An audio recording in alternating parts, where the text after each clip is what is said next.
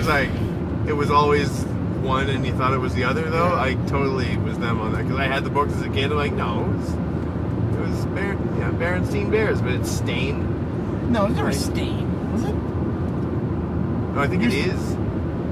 I just remembered it as an E in there, but it's S-T-A-I-N. S-T-E-I-N. Is it E-I-N for real? I don't know. I don't See, that's the Mandela. That's right there, Right? exactly. But that's the one that I remember. Like, no, there's no way it wasn't Berenstein. No, it's A-I-N. But like the cartoon said, it was Berenstein Bears.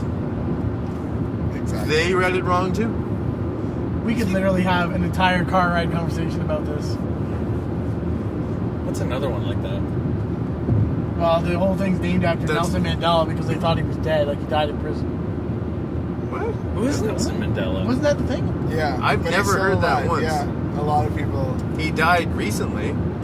Yeah, but people thought he died in prison, but he didn't die in prison, and it was. Okay, good. Unless he did and it was all a work. I didn't like Inception, Mandela Effect, the Mandela Effect. Wait, he was in Inception? Yeah, he was the main character. Leo never got his Oscar.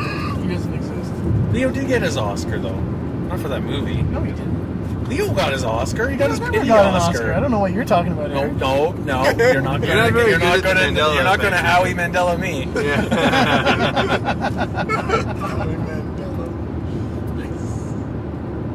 Fist bump. Yeah. Nope, he can't. He's the Howie Mandela Effect. He's germaphobe. That's why he uses the fist pump. That's why it's called that. Because it's an alternative to the handshake. Are you serious right now? Sure. Either that or he's in Italy.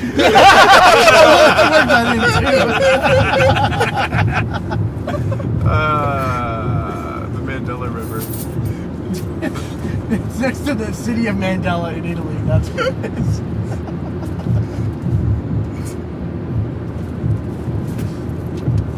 Okay, now we're actually going to start the thing. Oh, tell me that wasn't Yeah, and the whole thing was recording. All right. So we just crossed the American border. We're in Canada now after the Planet Funkcon Downtown. tournament. I'm Eric. I've got Scott beside me. We're in the back seat. I've got Adam in the front. Hello. You know him as Dusty Corpse now on Team Canada Online and Discord, formerly Slow Burning Chemica. And I got Cam here. You'll see him occasionally as C-Note on Discord and TCO. Are you C-Note as well? Yeah, but I can never log in successfully. It's always a mess. I hardly ever post. Sorry. A lot of my posting is done on backlashpod.proboards.com for deck lists. With its outdated proxies. Yeah. All right. So what we're gonna do here is we're gonna do a round by round overview. That's a lot of Overviews views. before. We're going to view the board and look at the results, and then we're going to talk about our matches. First of all, Scott, without giving away any of the matches, how was your overall experience at the tournament this weekend? Overall, it was very good. I enjoyed it. Yeah, I'm a man of few words. I enjoyed it. All right, how are you guys in the front? Adam, how did you, the overall experience of it? Oh, it was great. There's a lot of nice American guys that we met down there. Nick, Mitch, the two WWZ guys. They were pretty cool. Brandon is an outstanding guy. It was an awesome time. He did a really great job of hosting. Hats off to him for putting all the prize pool together. It was great. No, I had lots of fun. Including the hat that Eric won that he just took off right now. Hats off. That's Yeah, right. hats off. Yeah, so I did. It was a really, really great time. I might not have done as well as I thought I was going to do, but still had a lot of fun. And Cam, you're currently driving. How was your, overall experience? It was a great weekend away. Good guys trip. Like Sugar was saying, a lot of great people down there. They made it easy to enjoy the whole experience. Yeah, all-around event. And the bathrooms, they were It so was a nice clean. place. The Tax Slayer Center was a really nice place. Yeah, I Like, agree. That's a great venue. Oh man. Yeah, we weren't in like the convention area where like the general public was.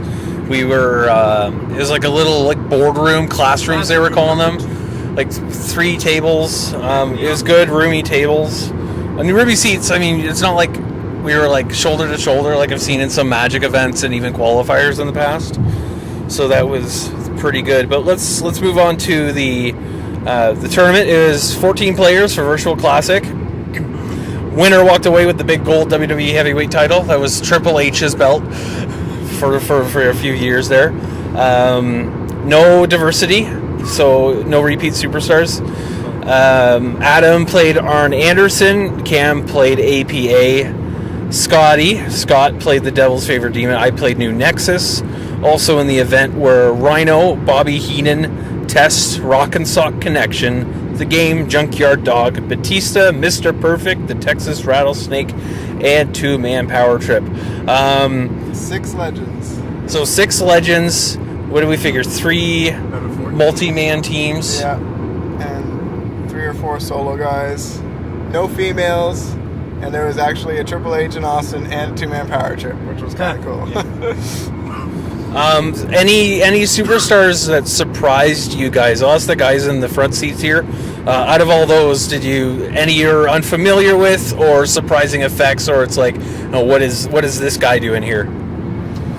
Rock and Sock did pretty well. I didn't really know what they did. I just thought it was like, hey, we're going to play some Rock specifics and Mankind and have fun and, whatever, chuck some stuff. But it was a pretty mean deck once it all boiled down. Cam, do you have anything? I hadn't played against Mr. Perfect before, especially after the revisions. That was my round 1. Probably my most interesting match of the event. And I hadn't played against... I played as Junkyard Dog at a qualifier in the past. I haven't seen any of his virtual cards in use, so it was interesting to see that in action. Okay, so let's move on to round 1.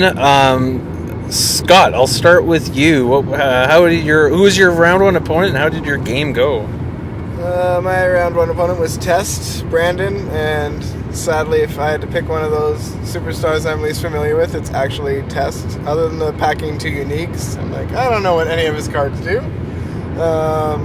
So when I played Born of Hellfire, he spun Douchebag, which gave him 2 Fortitude, which I knew gave him Testicles. I played a little bit more conservative because I thought Testicles were like Matitude adjustments where he got to remove cards from my ring area, so I was scared of that, but I played through it anyways. I didn't have to remove cards from my ring area, which is good. What happened? He played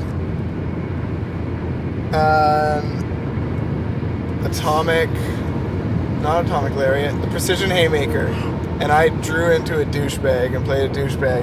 And then I returned the favor, played a Precision Haymaker, made him draw 5, and it hit, but then Test out of hand. And if anyone knows Test, he has like 8 specific strike reversals or 6 specific strike reversals. So eventually I just kept playing Boots, and he test drove me for 25 when I had 24 in Arsenal, and I sacked through all these years, and he had a don't try, so that was the end of that game. Pretty one-sided for Test. Okay, Cam, you were already talking about your game against Mr. Perfect. How did that go? Oh my gosh. Well, as I, as I said to him, it was Mitch playing Mr. Perfect for World Champ, and said his reputation preceded him. I was always said, his play style is basically get beat on a lot and then come back and beat you. And what happened in that game was that I beat on him a lot, and then he came back and beat me. I was going to say Out of Nowhere, but that's a card that he couldn't use because he didn't have the Fortitude yet. So I beat through Out of Nowhere. I aced his WrestleMania, let him get through the double stack of through all these years, because I used my don't tries to press turn advantage during the game, which I wouldn't do in a rematch. I thought about it at the time because he's acing his specific to get a card removed from game every turn. And I thought, okay, this is an important time. I need to have him pitch a couple, need to get another turn, stay ahead. So I was all out of don't tries, and I still wasn't really out of moves, but sadly I had Divine in my ringside. I drew don't bash me, or the virtual bash any maneuver reversal. And not knowing all of Mr. Perfect's cards, I was unprepared for the Perfect Plex after sacking Giant Assist to drop its Fortitude with all 4 maneuver types removed from game for, 35 damage, not from hand or backlash, etc., and everything else in my deck I knew was useless. So I don't know, got out of hand. It was a lot of back and forth. I never felt like I was winning, I guess, because of his reputation preceding him. So I was like, there'll be something. I'm not there yet. It's coming, but I'm not there yet. And then it was too late, all of a sudden. And Adam, you played against the Rocket Sock deck that you were complimenting. So you want to talk about your game there? Yeah, I was really nervous going right into the game. I don't know why. I just was so hyped up from the event. I go on the drive, and I Donnybroked in my pre-match, and I probably shouldn't have in hindsight, because I had a couple of once is enoughs and some 0 Fortitude maneuvers, stuff to get me off the ground. I was afraid of the Rock Stomp where he makes 0 for 8 multis that can only be reversed by 2 reversals and add a couple stun, I think. And I didn't realize that he got to set them aside under I think it's the jackets in his pre-match. Yeah. I thought they were in his hand, so I Donnybroked as well. So that was, and he ended up just getting them back because they ran at the jackets.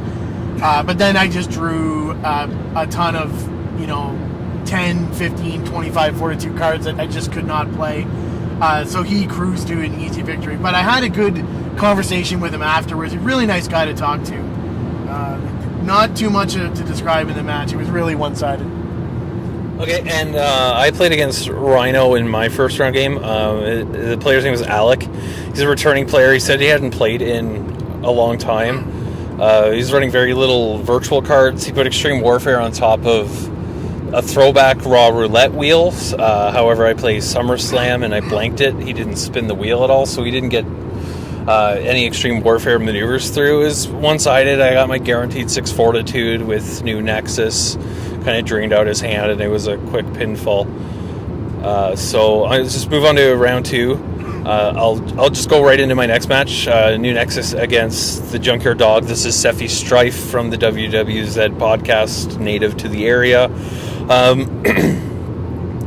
Junkyard Dog has a few kind of new nasty things where his grapples are considered chain, and you have to discard 3 cards for each one. But immediately I was stopping those maneuvers. I know Junkyard Dog couldn't get Fortitude. I didn't want him to get Fortitude for his reversal, so I held him off for the first few turns.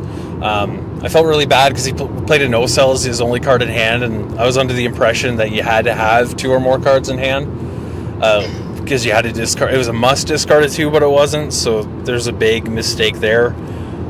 Other than that, I ended up pitting him. He got Fortitude. He started using Junkyard Dog's chain return to hand for the Nexus discardability. But yeah, that was my second round, and I was 2-0 at that point. Cam, let's move on to you with your match. You played against who? Some guy. Some guy in this car. Yeah, that's the guy. That was ABA versus Arn Anderson. I think I got his Donnybrok Juju passed on to me after round 2. I hadn't yet kicked out of that Perfect Plex when I drew my opening hand in round 2. It was all high Fortitude garbage as well. So I taunted and bashed for a Revo thinking, come on, Donnybrok. Come on, Donnybrok. No, he didn't even cycle for his belt or nothing. Like, oh, good. This will be fun. And then several hours later, I lost the game. It was a long match. It outlasted the lunch break between rounds 2 and 3. We're just sitting there, unable to die. Like, okay. Well, at least we know we can live a long time, but unfortunately...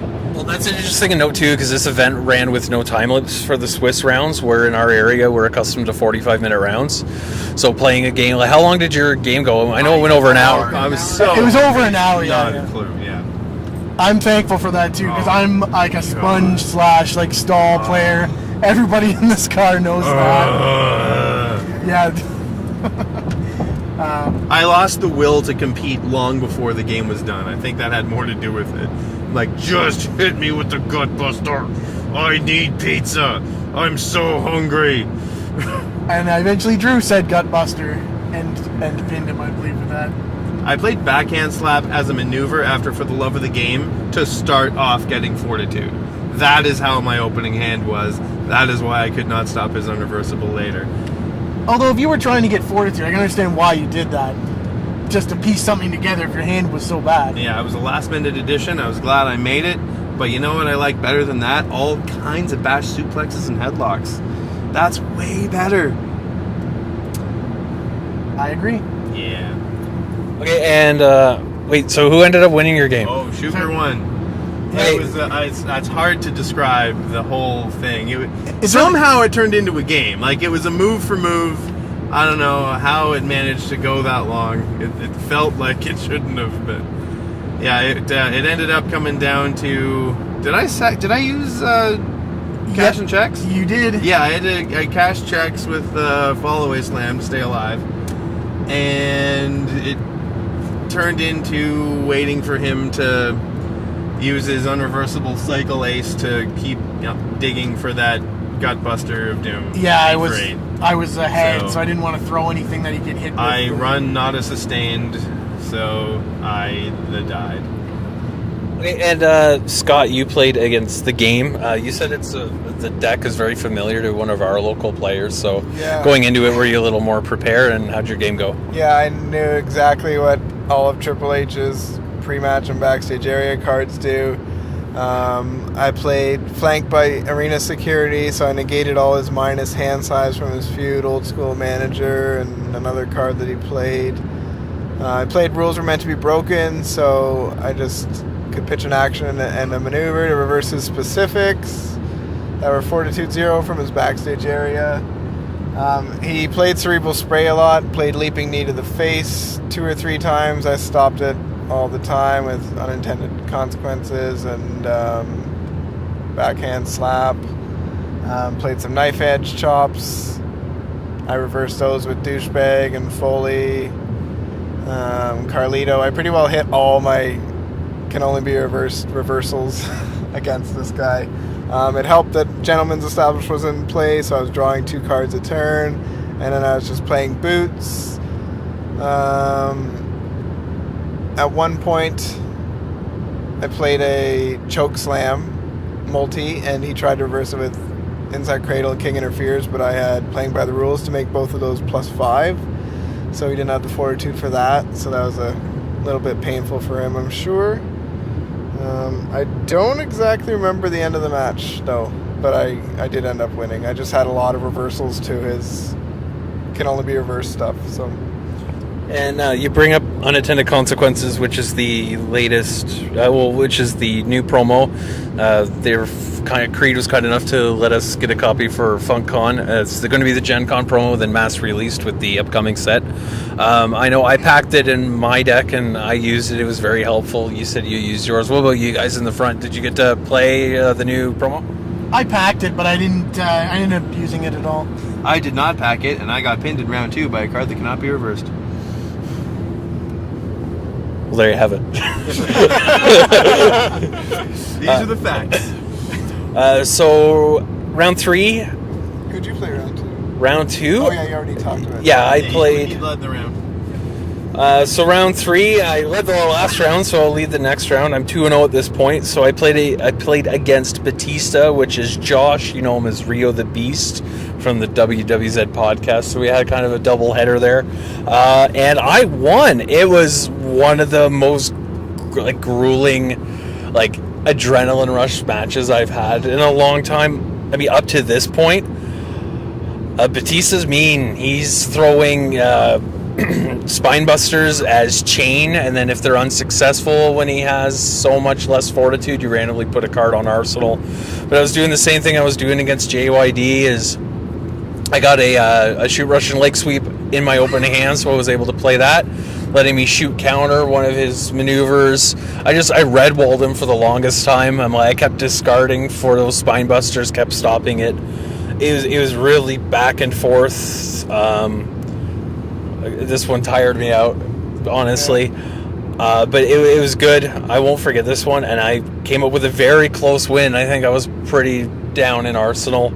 Very happy with the match there. Adam, let's hear about your game. So I played the Junkyard Dog again, like Scott did in round 2. I played No? Junkyard Oh, Dog. sorry. So, yeah, you played him. It was like a grinding style match. Like he'd search for the chain, like he was bashed, but he played no show. Search for the chain and keep getting it back. To fuel his chains, he would play play a chain card, discard the chain, like Jay Whitey's chain, to find it more in his arsenal, just keep getting his back. So his hand exponentially kept getting bigger. I don't know. I thought I kept up with this match, but really in hindsight, I looked at it. It was just he just was able to grind me down to no hand. And the last, basically, sequence of the game came down. I didn't have any moves left. He had old school wrestling match in his ring area. So I played in action, and he used that Jay Whitey's headbutt, I think it is. Something like that. Virtual. Yeah, it's one a of virtual. the many virtual JYD cards I'm unfamiliar with. Yeah, it's a virtual card and reverses a non-maneuver card, I think, for 6 damage. So I ended up taking 6 for that, and then 6 overturned for old school wrestling match which pinned me. And I went to go sack All these years. Yes, through all these years, thinking that he had the don't try because he had a massive hand, but he didn't. So I spent the next 5 minutes meticulously going over what I should put back into my deck. So I finally decided on the 9 cards, put them back, and then he promptly drew and then played goodnight, everybody. So, so that was my round 3, and I was 1 and 2 at that point. And Scott, you went up against Mr. Perfect, Mitch, who's already defeated one of our carloads here. How did your game end up? Well, since he beat Cam, I jokingly conceded before even playing the game because I figured I had no chance in winning. But I honestly think I played like the perfect game. I can't recall a mistake I made, but I counted 2 or 3 that Mitch made. So I think that was the swing, especially to end the game. I'll get to that in a sec, but basically in the pre-match, I switcherooed his through all these years, so he only had WrestleMania as his one big recovery card. I drew a don't try in my opening hand for his ace, and later in the game I drew a don't try, but I always save them for when he used them before playing a maneuver, because I had old school wrestling match.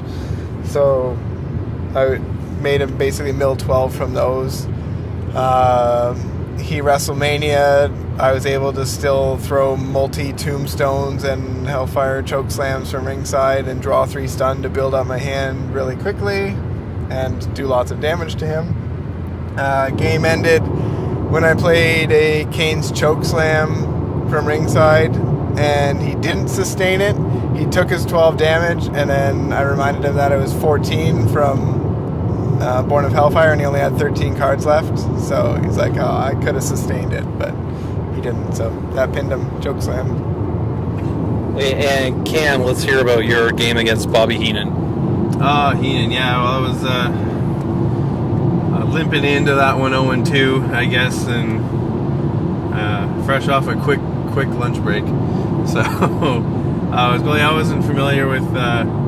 Again, I built Heenan in Classic, like pre-virtual, but never got to play it and test it out. But this one I didn't get a good chance to see what was going on. I was just kind of getting, keep on my game, keep doing my thing. You got to trust your deck and do what you can. I got 3 games to win in a row here to even have a shot at anything. So that one went more my way. I guess he was running the legendary defense, and I was able to overwhelm with the standard bash multis and got ahead, stayed ahead, and the APA beatdown finally did the job for once. So I came ahead there and got my first win of the day. Sorry, I didn't catch, but what enforcer did Bobby Heenan use? Your freaking hero, which I was worried about because Chain is generally a bad matchup for my bash APA because it's hard to keep the hand up and I don't get my beloved ego boost. So I was worried going in, kind of down on the whole bit. Like, okay, 0-2 against the Chain Bobby Heenan. Sure, this is great. But no, it's worked out all right. So. Okay, so it's our round 3. Round 4. Adam, you played against Test, which has already beat one of our guys. So how did your game go? Well, this was probably my best match of the day. I was able to really control the game because of Test's low hand size. I don't think he had more than 4 cards in hand at all, so my outsmart the competition would be picking 2 from his, like sometimes I would see his entire hand of 2 cards, and at least twice I was able to pick off the Test drive when he had 30 plus fortitude, so I wasn't running into it for my grapples. But it was basically playing back and forth. I was able to just sponge his maneuvers as I would spun on 1 or 2 for like the 4, 5, 6 maneuvers. The last ones he played, was able to stay under, and then for the win I ended up hitting Arn Spinebuster as a reversal. Oh, what's that stop? If you're Arn Anderson, it stops a strike, grapple, or submission. Oh, for like 20 damage, yeah. Oh, man. So, it's 40 for 20. It's a 40 for 20 as a reversal, and then Good in a slugfest, just like Arn likes it. Yeah. As a maneuver, you can play it, if it's a counter, it's -10, and then it can only be reversed by 2 D0s, and it's considered a multi, I think. Right, in my game, I played against Rock and Sock. I was 3-0 at this point. However, they bested me. It's my first loss of the event. They draw a lot. I couldn't keep up discarding their hand because they kept drawing. When their maneuver specific's unsuccessful, they can either draw a card or put a card from ringside on the bottom. When they're lower, they could do both. My deck likes to be higher, so he kept doing all of that. The over 8 rock stomps, I think I stopped 3 or 4 in a row and then couldn't do it anymore, and it just caught up with me. I played old school wrestling match in this game, and it backfired on me. I ended up taking the overturn on 2 separate occasions, and I ended up pinning myself with my own stipulation at the end. However, this Rock and Sock deck, the player, I can't remember his name offhand. Danny, great guy. It was fun interaction. It was a fun game. But I lost due to a few of my own mistakes, and it was a well-controlled deck, and he knew it like clockwork. Get to play him. Scott, how did your 4th round game go? It's the Texas Rattlesnake. I was going to say good because I won, but I don't remember who was against. It was against Nick, which was great. He came to our hotel the night before the tournament and played a few games against you and Cam, and I didn't get to play him yet, so it was cool that I got to play him in the tournament. About a week prior to the event, after playing against you a few games in your new Nexus, I decided to add 3 Ego Boosts to my deck, and that helped a lot against Rattlesnake. His ability is you draw 1, you force both players to draw 1, and then they have to discard 2. So I was able to use an Ego Booster 3 in that game to keep my hand up. Trying to remember how that game ended. I know I ended up making him sack his WrestleMania, and we shuffled cards back, and I had him right on the edge. I pinned him with the Unmasked Vengeance, and then he sacked WrestleMania, and then I just hit a big move. I think it was a Tombstone after WrestleMania, just like Mitch's game, throw the big trademarks from ringside pile that are multis, and it pinned him. So Okay, and then the 5th and final round. Let's talk about our game, Scott. This was a hell of a game. We had played this matchup. No pun intended. We'd played this What's that? You're in 4th or 5th round? That was we just did 4th round. I haven't gone 4th. Oh, I'm sorry. I had my orders all mixed up. So you got to play. You were the 3rd person in our car playing against the JYD deck. How did that go? It was definitely interesting to try and deal with that. I was fresh off worrying about Shane from round 3 at Heenan, and well, there it is, amped up with JYD specific. It really came down to a crucial point really early that kind of was a giant fork in the road as to which one of us was going to run over this game. And I'm unfamiliar, honestly, with rulings on card versus player. Like old school Brawl, I have hardly ever used. I did put it in this deck this time. And there was a point where I could see I'm not going to keep up pitching 3, playing 1, etc. on these moves. So I reversed one of his chain DDTs or whatever it was. And he sacked Unbreakable Chain and played another one. So I went to play old school Brawl. Because now I realize that Chain is a trait, not a card, and Brawl responds to restrictions from a card. But his pre-match, the Animalistic Offense, says when you pitch to Chain, you have to discard an additional card to reverse it. So my argument was that is a reversal restriction from a card, and this is now his second one played. And that was upheld, so I got my old school Brawl in. He discarded 2 random, I got my 5 Fortitude, sacked my APA pre-match card, discard 5 or 6, and that was basically like, it was a few turns after that, but it was literally like, I'm either hitting giant grapples or you are, it's not going to be both.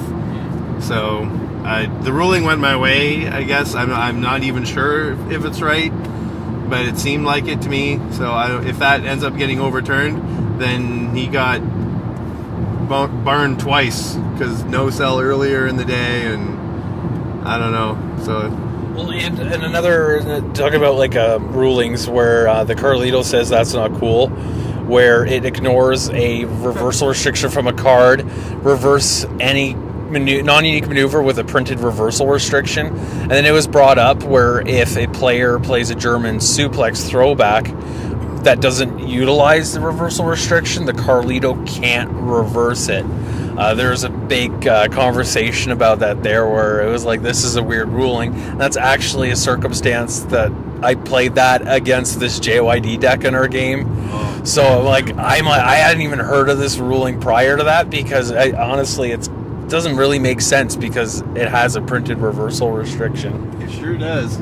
I understand the douchebag would not hit a German that's not using the text because it only reverses things with a restriction. But Carlito reverses things with a printed restriction. And very frequently it's not usable where douchebag is because the reversal restriction comes from some outside effect, pre-match backstage area. But in the case of the German, it's written right there, whether it's being used or not. Still has It doesn't come up when checking for Carlito, just for douchebag. So I don't know where that came from, but yeah, that was a series of strange, like, razor's edge kind of reasoning that could go one way or the other, right? That kind of have big swings in games. It's crazy. These tournaments always bring out these little things you don't think about. Well, I say that ruling's not cool. So, Scott, let's move on to our game here. New Nexus Devil's favorite demon. You've been down there too long. Devils. Hashtag the devil went down to Georgia. We didn't drive that far. At this point, I am 3-1. You are 3-1. This is the final and 5th round. You want to talk about this game a little bit? We'll go back and forth.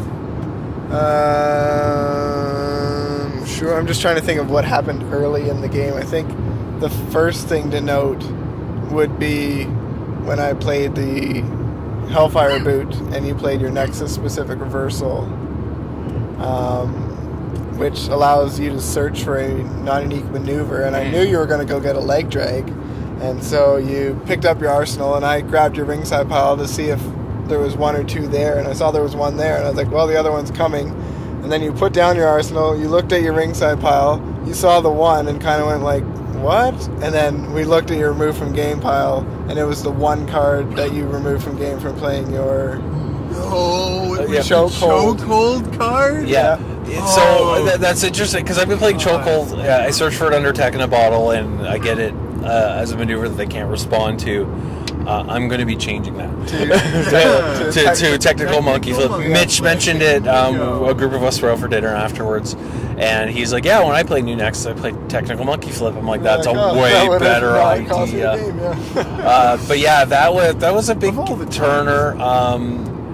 The Born of Hellfire. I know our first game we played, I overturned, I think, douchebag on it. We were playing at the kitchen table there. Yeah. But this was a pretty big slugfest. Yeah, and I know in my game earlier with Nick against Texas Rattlesnake, and I was pitching to, what I started doing was picking up the Hellfire boots with their text by removing 6 cards in ringside. So I would have a Hellfire boot, and then I could just discard another card in my hand, so it wasn't really discarding 2. And I started doing that against you as well, and I had some ego boosts a few times, so you didn't quite dwindle my hand down as fast as we had in play testing in the previous months leading up to it. One error I did make was when you made me discard 3, I kept you missed your chance, because I was a little afraid of that CM Punk high risk that you can't play reversals from hand to, that I didn't know that was a text on it. And I discarded a no-sell for some reason.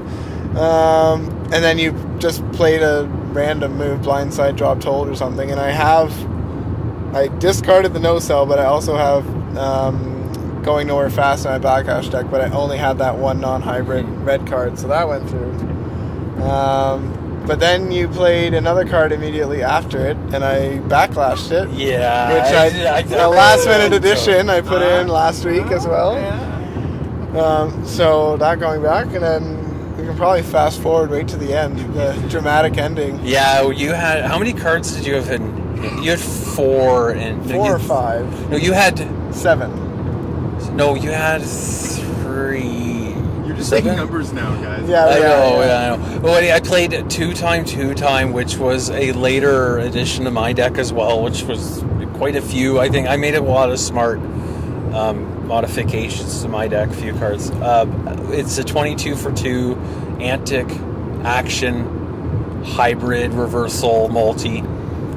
You were unable to stop it because it could only be reversed by 2 reversal cards. Yep. So you can use rules were meant to be broken, but you played a volley this. I had 4 in Arsenal. You had 2 in Arsenal. I had 2 in Arsenal. Yeah. You had 2 in Arsenal. I played volley this to get you down to 0, so you had to shuffle 2 with one of the effects. So I played volley this. I removed my random 10 or 12 from ringside, made you overturn 2, so you had to shuffle 2, so you shuffled 2 back. And then I took my 2 damage. Oh, you flipped my... Through all these years, and rules were meant to be broken. Because after this, I intended on playing Crystal Broadcasting Beauty to shuffle 7 cards removed from the game in, because you had no rules were meant to be broken, and since you can fully reverse the 2 time from hand, I knew that I had a good feeling it was going to go successful. Except on number 2 of the 2 damage was Once Is Enough, which reverses any multi. And was the second reversal. So and then I got pinned from the old school wrestling match. Yeah, so that was 2 times this game I lost to old school wrestling match. It wasn't my own because Scott had played it. Method I was going with my deck was I play handicap match first to see if they would play an old school wrestling match, or if they didn't, I'd play SummerSlam into it later on, which worked out half the time for me because. You're milling for your ability. That always makes me nervous whenever you're doing that. I figure you'd know for sure better, but I would... Old school wrestling match makes me nervous in the first place, and then overturning for your ability on top of that. Well, with that is, because I'm keeping their hand so low, it's like, what do they keep in their hand? Do they keep maneuvers to play so they don't overturn off the old school wrestling match? Or do they keep reversals to my maneuvers? So I'm playing unprotected blindsides from ringside pile, and, more than half the time they're going through. Because they didn't keep what they essentially needed. You have to keep your moves, yeah. So in round 5, Adam, let's move on to your game here. So I played Follow Nick. that. Yeah, good luck, eh? So I played Nick with his Texas Rattlesnake deck. I too was able to keep my hand up a bit. I think I drew 2 ego boosts in my opening hand. I didn't shuffle my hand much in that game either. He just drew, because he was a legend, he had a whole bunch of unique reversals that I couldn't find with Outsmart. So I think it was first turn was double digits, next turn was step aside, third turn was break the hold, and fourth turn he used restricted, and that's the bottom line. Fifth turn I finally was able to plow maneuver through when he couldn't draw his last unique reversal. It was back and forth. He kind of stalled out a little bit. What had happened? There was I think he played a move for exactly the number of cards in my arsenal, or reversal or something, and he had to say go. He couldn't follow it up, and he didn't want to take the count out because at this point he's 2-2 and he's trying to get into the top. So on my turn, I'm trying to figure out what to do. I've got. I think this was after sacking. Well, maybe I've got everything mixed up. Anyway, I've got no cards in my arsenal, and I'm at 7 fortitude, and I know I've got fully loaded in my Backlash deck. So I play Overrated Superstar for 1. Just the action. Doesn't do anything. Just gets me the 1 damage. He can't reverse it. So he's got the... I get... So it hits... I get my 8 fortitude, play my fully loaded. You can't stop that either. So again, I meticulously spend like 10 minutes trying to figure out, okay, what 4 reversals can I put back into my deck? What can I to play his move so I don't die? So I can keep shuffling stuff back. Spend the 10 minutes, decide on my 4 cards. And then lo and behold, just like the one game, he just walks it dry. Overturn 4 when I forgot. I knew he had it in my hand, just like the JYD's headbutt that I walked into earlier. I knew he had that. I knew Seffi had that in his hand. But yeah, so he had walk it dry, and I just overturned my 4, and I ended up getting pinned. So I ended up at the tournament 2-3, but I still had a ton of fun, and it was nice meeting everybody. It was great. And Cameron, you played against the 2-man power trip. You know, Stone Cold won his last game, so he brought Triple H with him to face the APA. How did that game go? It turns out that it was all a big swerve between Triple H and Stone Cold. They were taking turns laying the beats down on each member of the APA. Now, I saw this game early. I saw him play his round 2 match against Mitch right after I had lost to Mitch. We were playing next to each other as I set up with Shuker here, and when I saw 2-man play out his pre-match, I'm just doing the math in my head, like, okay, higher value, priority on all this stuff, out of the gate, more specifics. I'm pretty sure if we have a match, I'm getting my face filled in. So here I am ready to take a beating, and a beating I received. And they were taking turns. Triple H hit me with something, then Stone Cold hit me with something, and then there was a pedigree. I reversed on 23 with Divine on the second last card of my deck. And then there was a finisher where there may have not been an F out after I cashed a check. And when it's time for the sledgehammer shot, Triple H nailed Steve Austin with it, left, and up he went to the ramp, to the back, and all the way back to work in the kitchen at Bent River Brewery. So as it turns out, APA won by pinfall because it was a giant swerve. And Steve went back to work after beating me unmerciful. So you mean Hunter went back to work? Yeah, Hunter. Steve the Hunter went back to work. So did he end up finishing the match, or did you win by pinfall? Well, he filled out the sheets, and the result on the sheets were I won by pinfall. Okay, APA pinned 2-man power trip.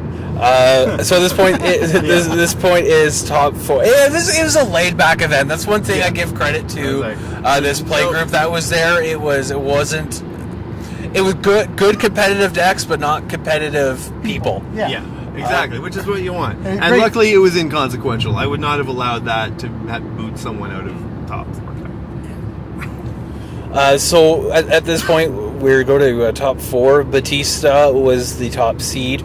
Scott came in second with Devil's Favorite Demon. Rock and Sock Connection was third, and I managed to squeeze in with fourth place. And with that, like, my first opponent ended up dropping with no wins. It's just I had to strike the schedule against all 3 of these decks in top 4. Yeah. They had great records. I'll do my match real quick against Batista. It was not the same as what we did before. I was pretty tired. He was pretty tired. I forgot to use my ability to make him discard turn 1. Which sets the clock back significantly. Yeah, it has more in effect on turn 6 than it does on turn 2. Yeah, so I'm pretty behind at this point. I stopped his first Spinebuster maneuver. The next turn, I knew he had searched for a Spinebuster. No, he didn't search. He's like, oh man, I don't have one. So I play a leg drag throwback. I'm like, oh, this is a strike. I'm not going to have to hit the spine buster. He might be bluffing. But no, leg drag throwback's a grapple. So I ended up taking a spine buster, and it kind of like snowballed from there. I was able to play backhand slap as a reversal versus any irreversible card, and same with the consequences promo that was given out. But at the end of that, Batista ended up going to the finals. What other reversals did he play?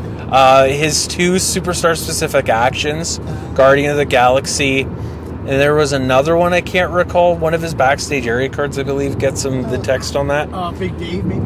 Yeah. Oh, no, they call me Dave, or just call me Dave. Just call me Dave. So that was my quick match. I was happy it was over because I could rest, but most of the day, all the matches I had were good matches. I couldn't have asked for a better experience other than going to the finals. But I mean, if that's my main complaint, I don't really have a complaint. So Scott, you got to play against Rock and Sock Connection. Tell me about your game there. Well, I was pretty confident going in because I just won 4 matches in a row in Swiss. So basically, first turn I played a Hellfire Boot. It was successful. He played a Rock Stomp as an 0 for 8 high risk. I restricted use, hit him with the big freaking uppercut for 6. My second turn, I played Kane's Chokeslam. It went all the way through, so I was like, perfect. Next turn, I'm throwing tombstones and pinning you because you have 0 fortune, you're in bash deck, and you can't stop it. So I tried everything to find a trademark finisher. I didn't reverse his next 2 or 3 moves. I 5th yeared to overturn 5. I 10th yeared to overturn 4. They just were not hitting the ringside pile, and slowly but surely he's hitting me with moves that if I reverse I have to overturn 2 or I let them be successful. So it turned in from an 8-minute game into an hour and 10 minutes or something. I ended up sacking through all these years. And then I came back a bit, made him sack his WrestleMania, and then he came back, and ultimately he won. I don't remember how, but you have the entire match on video, so I'm sure that'll end up on YouTube. But it was a grind, and I just ran out of offense to hit him with, and when he's using his ability to recover so much all the time, he can just keep going. So your deck really didn't like you that game. I remember... my last 4 cards were both trademarks, Divine and Sloppy. That was the first time I lost. Yeah, through all these years. And then I remember, I can't remember what move he hit, but he had about 8 cards, and it was like the Divine was like second from the bottom, and then you drew your last card and pretty much couldn't do anything from there. Yeah. And then WrestleMania, I had picked a -2 mid-match for handicap match, which I figured wouldn't be a big drawback, but I filled up my 4 mid-match, and after he WrestleMania, he played Champ is here to shuffle 7 or 8 or 9 and draw 2, so we had a big hand after don't that. mess with the Champ. Yeah, don't mess with the Champ, yeah. He was playing the old handicap match, not the new one. Yeah. So yeah, that was bad, because then he had a hand, and the 2 cards I drew off stun from my multi-tombstone was 2 precision kicks, so I was like, well, here's a chance. If I play a precision kick and it can't be reversed, I can victory roll into it and probably win. But he had a reversal for precision kick, so I lost. It was still fun. Danny played a great game. I don't think either of us made too many mistakes. I just couldn't get the trademarks out of my deck for the life of me. No, did not like me that game. I wasn't too upset about it because it was a long day. It was a lot of fun. A lot of competitive raw deal decks, so yeah. And then after that, so it was Batista against Rock and Sock. Fortunately, Danny had to leave, so they're going to play out their final game at their next local event. However, they both agreed to have shared custody of the big gold replica belt, so they're going to swap it every other month, which is cool. Thinking of this now, we wrapped up at 6 p.m. and we intended to start at 10. I think we started around 10:30, but that was an 8-hour day of almost non-stop raw deal. So a lot of us were pretty mentally exhausted at the end. So that's the event. Any parting thoughts from you guys in the front? I'm not sure if we mentioned the prizing yet, but Brandon put together a nice set of prizing. In addition to the belt, there were some play mats there, lots of promo cards, pro-printed cards. It was great. Yeah, again, like I said, hats off to Brandon. He did a great job. I enjoyed the prizing. So while we're on the topic of prizing, what did you guys walk away with for your accomplishments for the day? We each got one of the play mats that was there. Sugar got the Mario themed one, and I got the big sexy Shawn Michaels wearing nothing but the championship belt. And I know exactly who's gonna get it too. That's right. Did you guys get any other random prizing? Yeah, the pro-printed foil cards that he was kind of, everyone would pick one, and I ended up getting the Undisputed Championship belt, and Josh was nice enough to give me his foil 10th year, which is really nice of him. Hey Cam, did you get any other prizing than the playmat? Yeah, I got the foil WCW throwback belt, which I guess was the belt that was being played for. So technically, I did win the belt that was up for grabs. The real one. Yeah, no, not at all. But it was still cool. I got a random foil cruiserweight title. I got a strong style Shinsuke Nakamura hat that I'm currently planted on my head. He hasn't taken it off since we left the con. Hey, this is my victory cap. Oh, hey, don't forget, everyone that participated also got a alt art set of the cards listed on the new Mean Gene interview. That's right. Provided by one Mr. Eric Regier. I just made the art. Brandon, got the cards made. Photoshop a lot easier than the ordering. Yeah. I got a foil 10th anniversary and nice Stone Cold Steve Austin tumbler glass to drink my beers from, and then a Bad Blood toy set with Undertaker, Kane, Paul Bear, and Austin, which I'll probably pass along to my 3-year-old son, and he will love it. Well, it's very appropriate because you were playing Kane today. Yes, I was playing Kane. His favorite wrestler is already Kane, so it's got to be Kane. It's all good. It's got to be Kane. It's gotta be Kane. Gotta be Kane. And they also had an old 1988 WWF Championship title. Right, so we decided, if they were going to split their belt and share it, we're going to share our child-size Velcro WWF Championship title belt. I also want to give another thanks to Nick. He brought over 2 growlers of some local breweries there, so we all had some of the cherry blonde beer, which I really enjoyed. That was excellent. And I had definitely my most fun game of the weekend with Nick that evening. Oh, your Funaki against my beloved the Funaki deck. Funaki won in a Hell in a Cell. Yes, with -6 hand. I had 4 cards in my hand to start the game in Hell in a Cell, and I won with a DDT on a stop sign under Cheap Accolades number 3. Every dirty trick I had available, I had to pull out. That was a heck of a match. Yeah, I had a really good match with him. AJ Styles against Brett. It was a big back and forth, but he ended up getting the win on me with the sharpshooter.